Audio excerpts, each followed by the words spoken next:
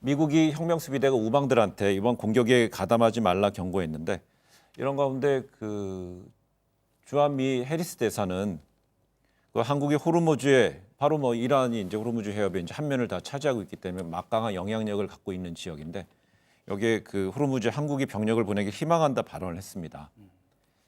이거는 이제 어제 뭐 문재인 대통령의 신년사에서 남북 협력을 강화하는 구체적인 방안을 제시한 시간으로 따지면 그 이후에 나온 이야기인데요. 그 얘기는 잠시 뒤에 하겠지만은 이 호르무즈는 지금 다시 한번 뭐 대단히 소미의 관심 지역으로 좀 부상했습니다. 근데 좀 눈길을 끄는 게 제 기억이 맞다면 에스퍼 장관이 와서도 호르무즈의 어떤 해협의 중요성 이런 것들을 강조를 했지만 파병을 직접적으로 언급을 한 적은 없는 걸로 저는 알고 있거든요. 근데 해리스 대사가 그러니까 뭐 그 파병을 그러니까 그 아주 대놓고 이야기를 했다면 이거는 사실은 이전에 미국 어떤 정부 당국자들보다 한 발 더 나간 지금 발언이 되는 건데 이게 본국 정부와의 조율을 거쳐서 나온 아주 의도적 발언이라고 한다면 그 맥락을 좀 다시 읽어야 되는 거죠. 왜냐하면 우리 국방부의 공식적인 입장은 미국으로부터 공식적으로 파병 요청을 받은 바는 없다라고 하는 게 우리 국방부의 공식 입장이거든요. 근데 대사가 저런 이야기를 했다면 저건 의미가 달라지는 것이기 때문에 의도적으로 저런 이야기를 했는지부터가 일단은 좀 그 검토가 돼야 되는 것이고 만약에 그렇게 했다면 언젠가는 닥칠 문제가 이제 본격화된다는 이야기가 되니까 우리 정부가 어떻게 대응을 할 것인가? 그럼 네 알겠습니다라고 그러면 병력을 보낼 것인가? 이거는 아니지 않겠습니까?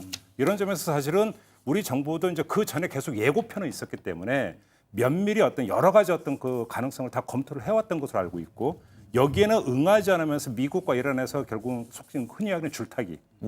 어떤 외교전이나 어떤 군사력 대응을 어떻게 할 수 있는가 이게 좀 관건이라고 봐야 되겠죠. 그 우리 해리스 대사가 그 태평양 사령관 출신이잖아요. 그렇죠. 그렇기 때문에 더구나 이런 저 민감한 시기에 본국의 훈령이 없이 이런 얘기한다는 건 좀 상식적으로 보면은 그 가능성이 없는 얘기다. 그렇다면 결국 이제 뭔가 적극적으로 한국이 좀 기여 의사를 밝혀달라 하는 그 이제 의사 표명이라고 보이는데 다만 여기서 한 가지 또 저희가 그 저 숨어 있는 퍼즐을 하나 찾을 필요가 있다고 보는 게 병력 파병을 희망한다 그러면서 기여의 방식은 뭐 말하자면 다양할 수 있다. 이 말은 무슨 말이냐면 협상의 여지가 있다는 것이고요. 저희가 단계적으로 일단은 먼저 사실은 말은 병력이라고 얘기하지만 그 뭐 지휘센터나 작전 작전 운용 같은데 말하자면 일단 뭐 몇 명 파견해서 협력할 그렇죠.